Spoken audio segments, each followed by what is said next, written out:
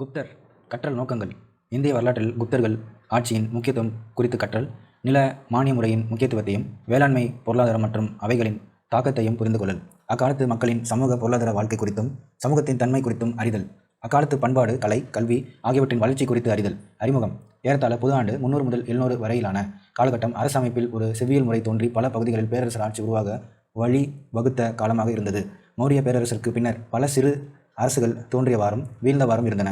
குப்தர் அரசுதான் ஒரு பெரும் சக்தியாக உருவாகி துணைக்கண்டத்தின் பெரிய பகுதியை அரசியல் ரீதியாக ஒன்றிணைத்தது. மத்தியில் ஒரு வலுவான அரசாக வலுப்பெற்றதால் பல அரசுகள் அதன் ஆதிக்கத்தின் கீழ் இருந்தன. இக்காலகட்டத்தில் நிலப்பிரபுத்துவம் ஒரு நிறுவனமாக வேரூன்ற தொடங்கியது. செயல்திறன்மிக்க வணிக குழு முறை, கடல் கடந்த வாணிபம் ஆகியவற்றுடன் அதன் பொருளாதாரம் எழுச்சி கண்டது. இக்காலகட்டத்தில் சமஸ்கிருதத்தில் பல பெரிய படைப்புகள் தோன்றின. நுண்கலை, சிற்பம், கட்டிடக்கலை ஆகியவற்றில் பண்பாட்டு முதிர்ச்சி காணப்பட்டது. உயர் வர்க்கத்தினரின் வாழ்க்கை முறை உச்சத்தில் இருந்தது. கல்வி, கலை, அறிவியல் ஆகியவற்றை சிறந்தோங்கி இருந்தாலும் கூட இக்காலகட்ட ஆட்சியின் நிலப்பிரபுத்துவ குணம் காரணமாக மக்கள் துன்புற்றார்கள். குப்தர் காலம் பொற்காலம் என்று சொல்லப்படுவது ஏகாதிபத்திய வரலாற்றாளர்களின் கருத்துக்களுக்கான தேசிய வரலாற்றாளர்களின் எதிர்வினை என்பதாகவே புரிந்து கொள்ளப்பட வேண்டும். எனினும் இக்காலகட்டம் பண்பாட்டு வளர்ச்சியின் காலம், செவ்வியல் கலைகளின் காலம் என்பதை பல அறிஞர்களும் ஏற்கவே செய்கிறார்கள். வரலாற்று சான்று. குப்தர் காலத்து வரலாற்றை மீள் உருவாக்கம் செய்ய 3 வகையான சான்றுகள் உள்ளன. இலக்கண சான்றுகள். நாரதர், விஷ்ணு, பிரகஸ்பதி, காத்யாயனார் ஸ்மிருதிகள். அரசருக்கு கூறுவது போன்று எழுதப்பட்டுள்ள காமந்தகாரின் நீதி சாரம் என்ற தர்ம சாத்திரம் பொது ஆண்டு 400.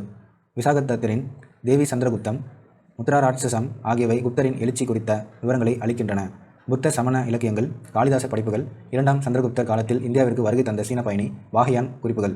இவையெல்லாம் இலக்கிய சான்றுகள். கல்வெட்டு சான்றுகள். மெஹ்ரோலி இரும்பு தூண் கல்வெட்டு முதலாம் சந்திரகுப்தரின் சாதனைகளை குறிக்கிறது.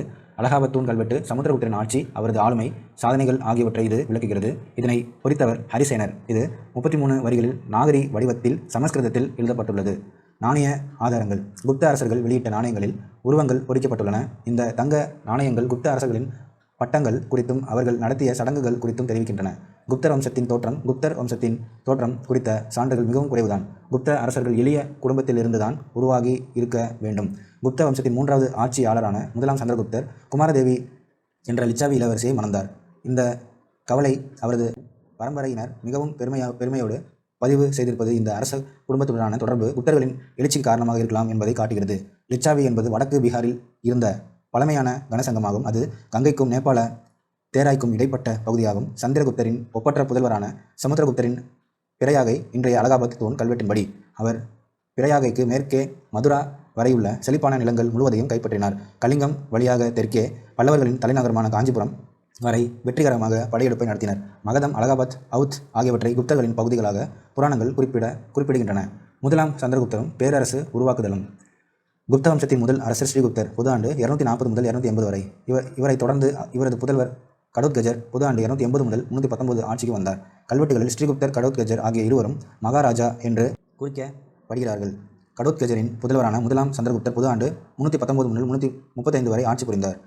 இவர் குப்த பேரரசின் முதல் பேரரசராக கருதப்படுகிறார். சந்திரகுப்தர் மகாராஜா, அதிராஜா என்ற பட்டத்தை ஏற்றார். மற்றவர்களின் ஆவணங்களிலிருந்து இவரது பேரரசு நிலை நமக்கு புலப்படுகிறது. இவரது ஆட்சி காலத்தின் கல்வெட்டோ நாணயமோ நமக்கு கிடைக்கவில்லை. சமுத்திரகுப்தர் பொது ஆண்டு 335 முதலாம் சந்திரகுப்தர் தனது புதல்வர் சமுத்திரகுப்தரை தனது வாரிசாக நியமித்தார். அசோகர் தூண் ஒன்றில் பொறிக்கப்பட்ட இவர் குறித்த நீண்ட புகழரை அவர் மௌரிய பரம்பரையில் வந்ததாக சொல்கிறது. இந்த கல்வெட்டு சமுத்திரகுப்தர் நாடு முழுவதும் படையெடுத்து சென்றபோது அவருக்கு அடிபணிந்த அரசர்கள், ஆட்சி பகுதிகள் ஆகியன குறித்த மிக பெரும் பட்டியலை தருகிறது. முக்கியமாக தில்லி மற்றும் மேற்கு உத்தரப்பிரதேசத்தின் 4 அரசர்களையும் அவர் வென்றுள்ளார். தெற்கு மற்றும் கிழக்கு பகுதி அரசர்கள் அடிபணிந்து கப்பம் செலுத்த கட்டாயப்படுத்தப்பட்டனர். கல்வெட்டில் குறிக்கப்பட்டுள்ள இடங்களை பார்க்கும்போது சமுத்திரகுப்தரின் படையெடுப்பு கிழக்கு கடற்கரை ஓரம் காஞ்சிபுரம் வரை நீண்டதாக தெரிகிறது. கங்கை சமவெளியின் மேற்கு பகுதியில் 9 அரசர்களை படை பலத்தால் வென்றார். காட்டு ராஜாக்களும் மத்திய இந்தியா மற்றும் தக்காணத்தின் பழங்குடியின தலைவர்கள், அஸ்ஸாம், வங்கம் போன்ற கிழக்கு பகுதிகளின் அரசர்களும், நேபாளம், பஞ்சாப் போன்ற பகுதிகளின் சிற்றரசர்களும் கப்பம் கட்ட கட்டாயப்படுத்தப்பட்டனர். மாலவர்கள், யூதேயர்கள் உள்ளிட்ட ராஜஸ்தான் பகுதியின் 9 குடியரசுகள் குப்தர்களின் ஏகாதிபத்தியத்தை ஏற்குமாறு கட்டாயப்படுத்தப்பட்டன. இதோடு தெய்வ புத்திர சகானு சாகி, ஒரு குசான பட்டம், சாகர் அரசு, இலங்கை அரசு போன்ற வெளிநாட்டு அரசுகளும் கப்பம் கட்டியதாக அக்கல்வெட்டு குறிப்பிடுகிறது. வரலாற்றறிஞர்கள் சமுத்திரகுப்தரை இந்திய நெப்போலியன் என அழைக்கின்றனர். இந்த செய்தி மறுக்க முடியாதது. தென்பகுதி அரசர்கள் கப்பம் கட்டியது, வட இந்தியா அரசுகள் குப்த பேரரசரோடு இணைக்கப்பட்டது ஆகியனவற்றை மறுக்க முடியாது. மேற்கு இந்தியாவில் சாக அரசர்களை தோற்கடிக்க முடியவில்லை என்பதால் நேரடி அதிகாரம் கங்கை சமவெளி வரையிலும் தான் இருந்துள்ளது. ராஜஸ்தான் பழங்குடியினர் கப்பம் கட்டினர். ஆனால் பஞ்சாப் சமூகத்தினர் அதிகாரத்திற்கு வெளியே இருந்தது. சமுத்திரகுப்தரின் படையெடுப்பு இப்பகுதியின் பழங்குடி குடியரசுகளின் அதிகாரத்தை குறைத்ததால் இங்கு ஹீனர்களின் ஊடுருவல் அடிக்கடி நிகழ்ந்தது. குஷானர்களுடனான உறவு குறித்து உறுதியாக தெரியவில்லை. ஆனால் இலங்கையை பொறுத்தவரை இலங்கை அரசர் மேகவர்மன் பரிசுகளை அனுப்பி கயாவில் உள்ள ஒரு பௌத்த மடம் கட்ட அனுமதி கோரியுள்ளார். சமுத்திரகுப்தரின் ஆட்சிக்காலம் 40 ஆண்டுகள் நீடித்ததால் இது போன்ற படையெடுப்புகளை திட்டமிட்டு நடத்த அவருக்கு போதுமான கால அவகாசம் இருந்தது. தனது இராணுவ வெற்றிகளை பிரகடனம் செய்ய அவர் அஸ்வமேத யாகம் நடத்தினார். சமுத்திரகுப்தர் அறிஞர்களையும் ஹரிசேனர் போன்ற கவிஞர்களையும் ஆதரித்தார். இதன் மூலம் சமஸ்கிருத இலக்கியத்தை வளர்ப்பதில் பங்காற்றினார். வைணவத்தை அவர் தீவிரமாக பின்பற்றினார் என்றாலும் பசபந்து என்ற மாபெரும் பௌத்த அறிஞரையும் ஆதரித்தார். கவிதை இசை பிரியரான இவருக்கு கவிராஜா என்ற பட்டம் வழங்கப்பட்டது. குப்தர் நாணயங்களில் அவர் வீணை வாசிப்பது போன்ற சின்னம் பொறிக்கப்பட்டுள்ளது. 2ஆம் சந்திரகுப்தர் தனது தாத்தா பெயரையே சூடிய 2ஆம் சந்திரகுப்தர் மிக திறமையான அரசர். அவர் பொது ஆண்டு 375 முதல் 415 வரை 40 ஆண்டுகள் ஆட்சி புரிந்தார். தனது சகோதரரான ராமகுப்தருடன் 370 முதல் 325 வரை வாரிசுரிமைக்கு போராடி ஆட்சிக்கு வந்தார். விக்ரமாதித்யன் என்றும் அழைக்கப்பட்டார். பாடாலி புத்திரத்தை தலைநகரமாக கொண்ட 2ஆம் சந்திரகுப்தர் தனது அரசின் எல்லைகளை போர்கள், திருமண உறவுகள் ஆகியவற்றின் மூலம் விரிவுபடுத்தினார். இராணுவ முக்கியத்துவம் வாய்ந்த தக்கான பகுதியை ஆண்ட வாகடக இளவரசருக்கு தன் மகள் பிரமாவதியை திருமணம் செய்து கொடுத்தார். இவரது மேற்கு இந்திய அரசுகள் மீதான படையெடுப்பின் போது இத்திருமணம் உறவுகள் மிகவும் கூடுதல் பலம் அளித்தன. மேற்கு மாலவம், குஜராத் ஆகிய பகுதிகளை 400 ஆண்டுகளாக ஆட்சி செய்து வந்த சாக அரசர்களை இப்படையெடுப்பின் மூலம் 2ஆம் சந்திரகுப்தர் வென்றார். ரோமானிய பேரரசுடனான வணிகத்தால் அரசின் பலம் பெருகியது. கிழக்கு மற்றும் மேற்கு இந்தியாவை வென்ற பின்னர் 2ஆம் சந்திரகுப்தர் ஹீனர், காம்போஜர், கிராதர் போன்ற வடநாட்டு அரசுகளை வென்றார். அவர் மிகப்பெரிய வெற்றி வீரராக மட்டுமின்றி சிறந்த நிர்வாகியாகவும் திகழ்ந்தார்.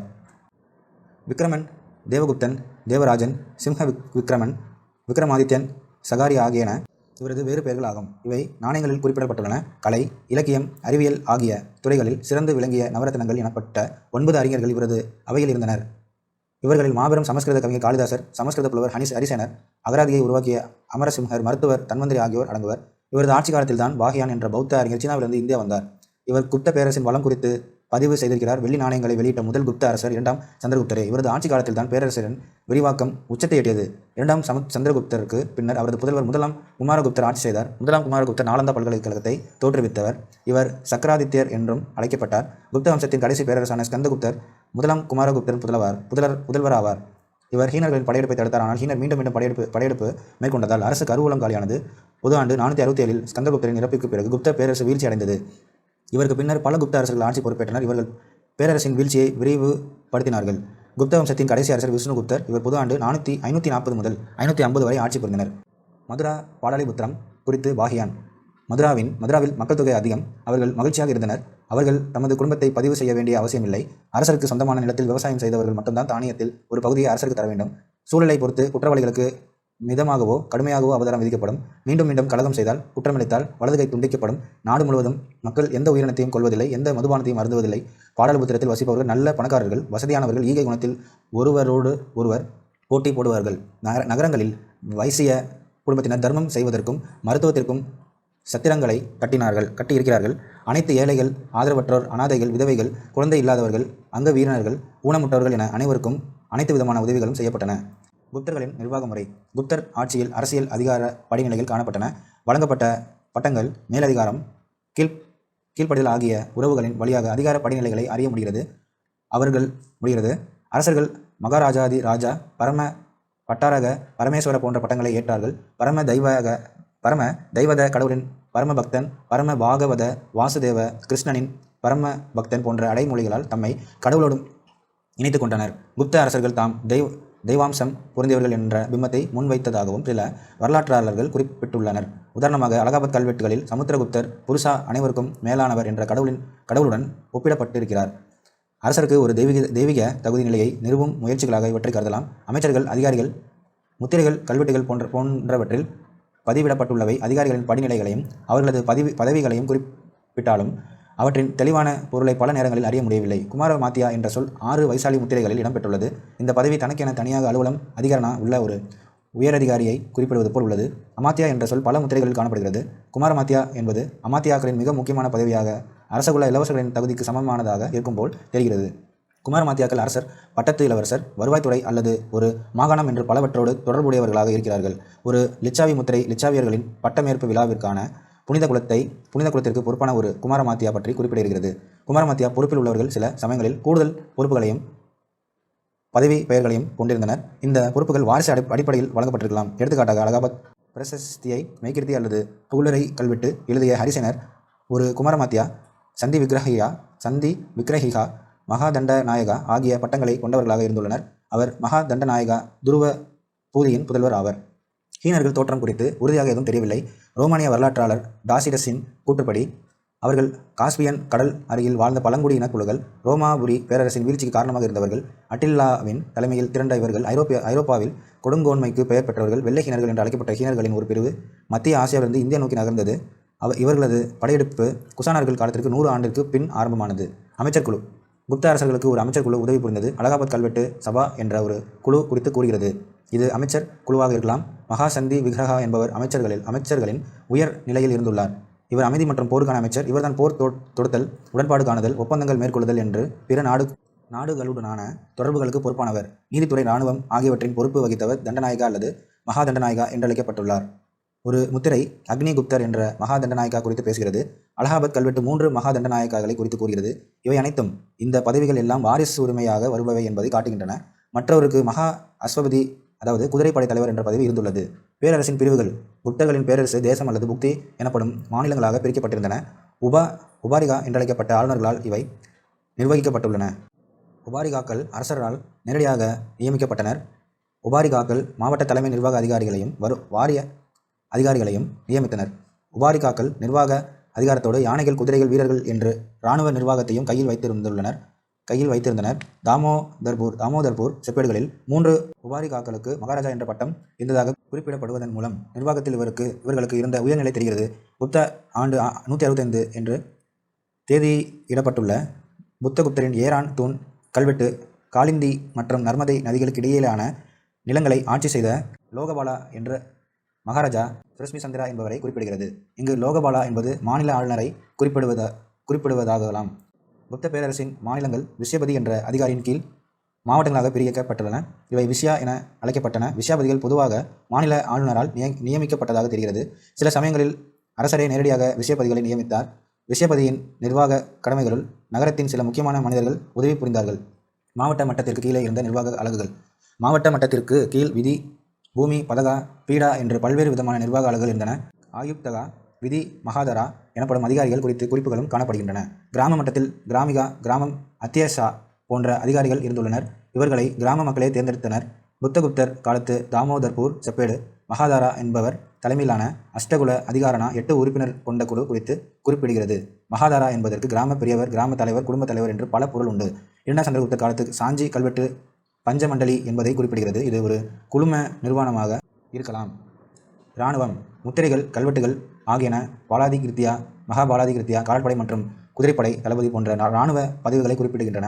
வழக்கமாக பயன்படுத்தப்படும் சேனாதிபதி என்ற சொல் குப்த கல்வெட்டுகள் காணப்படவில்லை. ஆனால் சில வாகடக கல்வெட்டுகளில் காணப்படுகின்றன.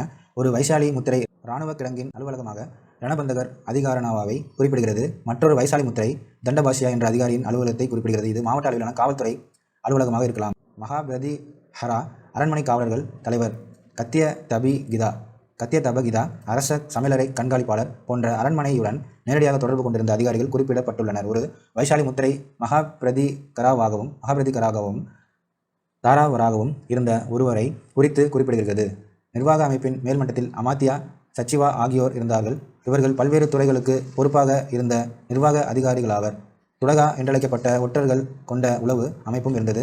ஆயுக்தகா என்பது மற்றொரு உயர்மட்ட அதிகார பதவியாகும். பொருளாதார நிலைகள். குப்தர் காலத்தில் காமாந்தகா எழுதியது நீதி சாரா என்ற நூலாகும். இந்நூல் அரச கருவூலத்தின் முக்கிய வருவாய்க்கான பல்வேறு மூல வளங்கள் பற்றி குறிப்பிடுகிறது. சமுத்திரகுப்தர் மேற்கொண்ட படையெடுப்புகளுக்கான நீதி இது போன்ற வருவாய்களின் உபரி நிதியிலிருந்துதான் கிடைத்திருக்க வேண்டும். குப்தர் கல்வெட்டுகள் வருவாய்த்துறை குறித்து சில விவரங்களை தருகின்றன. அரசு ஆவணங்களை அசபதல திக்ரிகா என்ற அதிகாரி பராமரித்தார். குப்த கல்வெட்டுகள் பிலிப்தா, பலி, உத்தரங்கா, உபரிகரா, ரணியவெஸ்தி போன்ற சொற்களை குறிப்பிடுகின்றன. ரணியவெஸ்தி என்றால் கட்டாய உழைப்பு என்று பொருள். வேளாண்மையும் வேளாண் அமைப்பும். குப்தர் ஆட்சி காலத்தில் அரசு சார்பில் ஏராளமான பாசன பணிகள் மேற்கொள்ளப்பட்டதன் விளைவாக வேளாண்மை மேம்பாடு அடைந்தது. அரசு, தனிநபர்கள் ஆகியோர் நீங்களாகவும் பிராமணர்கள், புத்த சமய சங்கங்களுக்கு தானமாக வழங்கப்பட்ட தரிசு நிலங்களும் வேளாண்மை மேற்கொள்ளப்பட்டது. விவசாயிகள் தமது பயிர்களை முறையாக பாதுகாக்க அறிவுறுத்தப்பட்டார்கள். பயிர்களை நாசம் செய்வோருக்கு தண்டனை வழங்கப்பட்டது. மேலும் பயிர்களை சுற்றியும் வேளாண் நிலங்களை சுற்றியும் வேலி அமைக்கப்பட்டிருந்தது. குப்தர் காலத்தில் நெல், கோதுமை, பார்லி, கடலை, தானியம், பயிறு, கரும்பு, எண்ணெய் வித்துகள் ஆகியவற்றை பயிரிடப்பட்டன. காளிதாசர் மூலம் தென்பகுதியானது மிளகு, ஏலம் ஆகியவற்றிற்கு புகழ் பெற்றிருந்தது தெரிய வருகிறது. பல மரங்கள் வளர்ப்பது குறித்து வராகமிகிரர் விரிவான அறிவுரைகளை தந்துள்ளார். பஹார்பூர் செப்பேடு அரசர்தான் நிலத்தின் ஒரே உரிமையாளர் என்று காட்டுகிறது. நில மானியங்கள் தரும்போது அதன் மீதான தனி உரிமையை தன்னிடமே அவர் வைத்துக் கொண்டார். தனிப்பட்ட நிலங்களின் இடமும் எல்லைகளும் ஆவண காப்பாளர்களாலும் அப்பகுதியின் செல்வாக்கு மிக்கவர்களாலும் அளந்து குறித்து வைக்கப்பட்டன.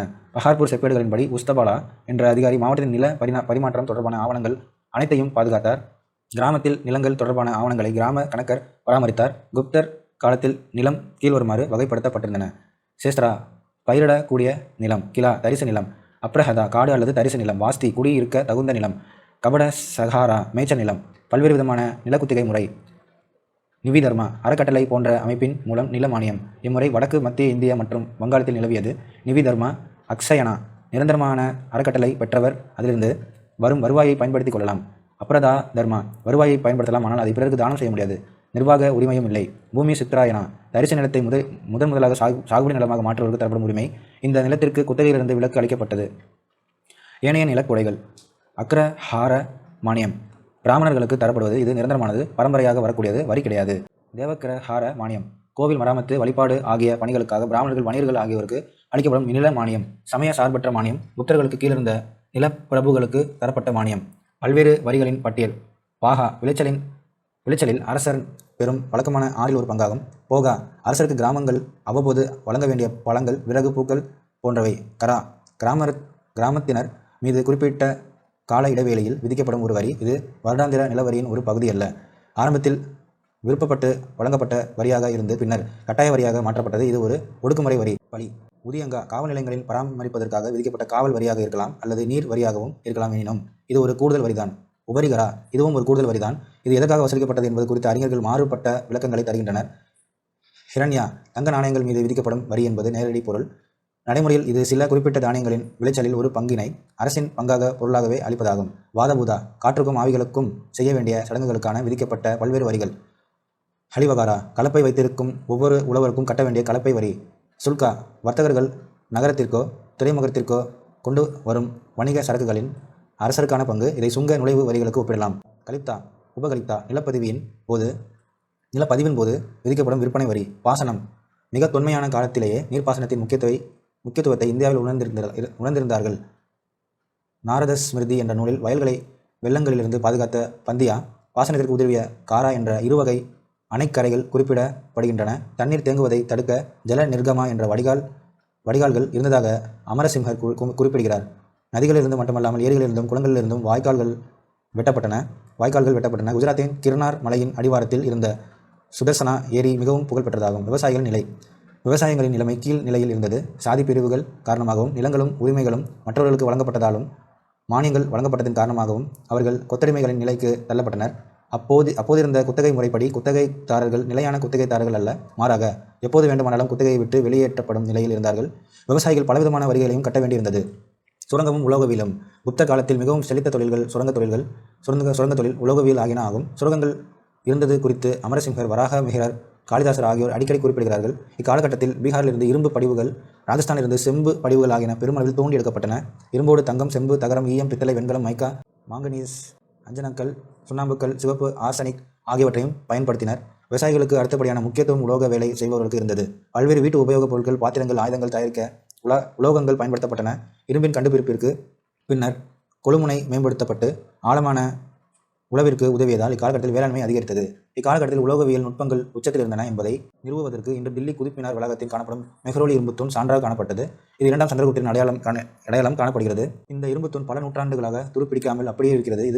இது குப்தர் காலத்து உலோகவியல் கைவினைஞர்களின் திறனுக்கு எடுத்துக்காட்டாகவும் திகழ்கிறது. நாணயங்கள் வடித்தல், உலோக செதுக்கு வேலைப்பாடு, பானை வணிதல், சுடுமண் சிற்பங்கள், மர செதுக்கு வேலைப்பாடு ஆகியவை வேறு சில கைவினை தொழில்களாகும். முத்திரை தயாரித்தல், புத்தர் மற்றும் பிற கடவுளரின் சிலை வடித்தல் ஆகியவை இக்காலகட்டத்தில் உலோகவியலில் ஏற்பட்ட ஒரு குறிப்பிட்ட தகுந்த முன்னேற்றமாகும். இரும்பு, தங்கம், வெள்ளி, செம்பு, தகரம், ஈயம் ஆகியவற்றை உருக்கி பிரித்தெடுப்பதில் ஏற்படும் இழப்பிற்கும் சேதாரம் சேர்த்து மக்கள் பணம் தர வேண்டியதிருந்தது என்று சொல்லப்படுகிறது. நகைகள் பயன்படுத்தப்பட்டுள்ளன. வணிகமும் வர்த்தகமும். குப்தர் பொருளாதாரத்தின் வலிமைக்கு வணிகர்களின் பங்கு மிக முக்கியமானதாகும். சிரேஷ்டி, சார்த்தவகா என்ற இரு வேறுபட்ட வகைகளை சேர்ந்த வணிகர்கள் இருந்தனர். சிரேஸ்தி என்பவர் பொதுவாக ஒரே இடத்தில் தங்கியிருப்பவர். தனது செல்வம் மற்றும் வணிகத்திலும் வணிக மையத்தை நிர்வகிப்பதன் மூலம் பெற்ற வளத்தால் மரியாதைக்குரிய நிலையில் இருந்தவர். சார்த்தவஹா என்பவர் லாபத்திற்காக ஊராக சென்று வணிகம் செய்தவர். அன்றாடம் பயன்படுத்த தேவையான பொருட்களிலிருந்து விலையுறந்த ஆடம்பர பொருட்கள் வரை வியாபாரம் செய்யப்பட்டன. மிளகு, சந்தனக்கட்டை, தந்தம், யானைகள், குதிரைகள், தங்கம், செம்பு, இரும்பு, மைக்கா ஆகியவை விற்கப்பட்டன. கைவினை கலைஞர்கள், வணிகர்கள், பெரு வணிக குழுக்கள் ஆகியன பற்றி குறிப்பிடும் செப்பேடுகள், முத்திரைகள் அதிக எண்ணிக்கையில் கிடைத்துள்ளன. இதன் மூலம் இக்காலகட்டத்தில் கைவினை தொழில்களும் வணிகமும் செலுத்தியிருந்ததை காண முடிகிறது. வணிக குழுக்களில் கைவினை கலைஞர்கள், வணிகர்கள் இருந்தது பற்றி குறிப்புகள் அதிக எண்ணிக்கையில் கிடைத்துள்ளன. பொருட்களின் உற்பத்தி அதிகரிப்பு, வணிக விரிவாக்கம் ஆகியவற்றில் வணிக குழுக்களின் பங்கு குறிப்பிடத்தக்க அளவில் இருந்துள்ளது. தமது அமைப்புகளின் உள் நிர்வாகங்களை பொறுத்தவரை இவை ஏறத்தாழ தன்னாட்சி அதிகாரம் பெற்றவைகளாக இருந்துள்ளன. இவர்களது சட்ட திட்டங்களை அரசும் மதித்தது. தனிப்பட்ட வணிக குழுக்கள் அனைத்தையும் உறுப்பினர்களாக கொண்ட ஒரு குழுமத்தினால் இந்த சட்ட திட்டங்கள் உருவாக்கப்பட்டன என்பது குறிப்பிடத்தக்கதாகும். நாரத ஸ்மிருதி, பிரகஸ்பதி ஸ்மிருதி ஆகியவை வணிக குழுக்களின் அமைப்பு, செயல்பாடு குறித்து விவரிக்கின்றன. ஒரு குழுவில் குழும தலைவர், 2, 3 அல்லது 5 நிர்வாக அதிகாரிகள் இருந்ததாக இவை குறிப்பிடுகின்றன. குழு சட்டங்கள் எழுத்துப்பூர்வமாக ஆவணங்களில் எழுதப்பட்டிருக்க வேண்டும். தமது குழு உறுப்பினர்களின் தகராறுகளின் மீது தீர்ப்பு வழங்கியது குறித்து பிரகஸ்பதி ஸ்மிருதி கூறுகிறது. குழுவின் தீர்ப்பு எப்படி இருந்தாலும் அரசு ஒப்புதல் அளித்தே தீர வேண்டும். வணிக குழுக்களில் கைவினைஞர்களுக்கான குழுக்கள், வங்கியாளர்களுக்கான குழுக்கள், வணிகர்களுக்கான குழுக்கள் என பலவித குழுக்களை உறுப்பினர்களாக கொண்ட குழும அமைப்புகள் இயங்கியதாக குறிப்புகள் உள்ளன. பயணிகளின் நலனுக்காக நிழல்குடை, விடுதிகள், சத்திரங்கள், கோவில்கள், தோட்டங்கள், மண்டபங்கள் ஏற்படுத்தி தரும் கொடை நடவடிக்கைகளிலும் வணிக குழுமங்களும் ஈடுபட்டு வந்ததாகவும் குறிப்புகள் காணப்படுகின்றன. மாவட்ட அளவிலான நிர்வாக அமைப்புகளில் வணிக குழுக்களின் தலைவர்கள் முக்கிய பங்காற்றி வந்ததாக கல்வெட்டுகள் கூறுகின்றன. வணிக வங்கிகள், கவிகை வண்டி, வணிக குழுக்கள், கைவினைஞர்கள் குழுக்களின் குழுமங்கள் அமைப்புகள் இயங்கியதாகவும் குறிப்புகள் உள்ளன. வணிக குழுக்கள் வங்கிகளின் பங்கினை ஆட்டியதாகவும் அறிய முடிகிறது. இதற்கான கொடையாளர்களின் பெயர்களை இக்கல்வெட்டில் பொறிக்கப்பட்டுள்ளன. நிதியுடன் தொடர்புடைய மற்றொரு அம்சம் கந்துவட்டி. அதிக வட்டி கடன் தருதல் கந்துவட்டி ஆகும். வணிகத்தில் அதிக லாபம் ஈட்டுவதற்காக பணம் கடனாக பெறப்பட்டு வட்டிக்கு விடப்பட்டதற்கான குறிப்புகள் இக்காலகட்ட சான்றுகளில் காணப்படுகின்றன. குப்தர் காலத்தில் மேற்கு கரையில் கல்யாண், சால் ஆகிய வணிக துறைமுகங்களும், மலபார், மங்களூர், சலோபடானா, நயோபடானா, பந்தேபடானா ஆகிய வணிக சந்தைகளும் இயங்கியுள்ளன. வங்கத்தின் தாமிரபரணி கிழக்கு கடற்கரையின் முக்கியமான வணிக மையம் என்று வாகியான் குறிப்பிடுகிறார். இந்த வணிக துறைமுகங்களும் நகரங்களும் ஒருபுறம் பாரசீகம், அரேபியா, பைசாண்டியம் போன்ற நகரங்களோடும் துறைமுகங்களோடும், மறுபுறம் இலங்கை, சீனா, தென்கிழக்கு ஆசிய நாடுகளோடும் இணைக்கப்பட்டிருந்தன. இந்தியா, சீனா இடையிலான கடல் பயணத்தில் எதிர்கொள்ள நேரும் இடர்கள் குறித்து வாகியான் குறிப்பிடுகிறார். அபூர்வமான ரத்தன கற்கள், மெல்லிய துணி வகைகள், வாசனை திரவியங்கள் ஆகியவை இந்தியாவிலிருந்து விற்கப்பட்டன. சீனாவிலிருந்து பட்டும் இதர பொருட்களும் இறக்குமதி செய்யப்பட்டன. குப்தர்கள் அதிக எண்ணிக்கையில் தங்க நாணயங்களையும் ஒப்பீட்டளவில் குறைந்த எண்ணிக்கையில் வெள்ளி, செம்பு நாணயங்களையும் வெளியிட்டனர். எனினும் குப்தர் காலத்திற்கு பின்னர் தங்க நாணயங்களின் புழக்கம் குறைந்து போனது.